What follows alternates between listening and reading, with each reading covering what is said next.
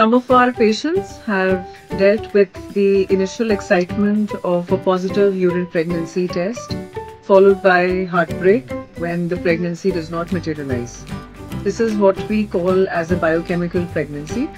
A biochemical pregnancy is a pregnancy which is positive in a urine test, but it did not grow, or the embryo did not implant further in the environment, and even before the ultrasound could possibly detect the pregnancy failed. So there could be two major reasons why we get a biochemical pregnancy. The first reason could be that a fertilized egg tried to implant and it started the process of implanting into the uterus.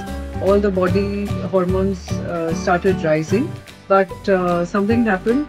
Could be many factors like infections, could be blood flow issues, or could be hormonal, or in fact the quality of the embryo per se, because of which the embryo did not grow further or did not produce the hormones which are required to sustain the pregnancy. So it failed. Second reason could be a high luteinizing hormone, which is a hormone which is commonly found in polycystic ovarian syndrome patients, which is very high.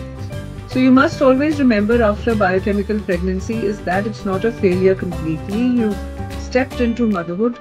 It's just a matter of time when you will conceive again. So during this time, take time to heal, take time and do things which you like and relax. Biochemical pregnancy is not the end. It's the beginning of a full-fledged pregnancy.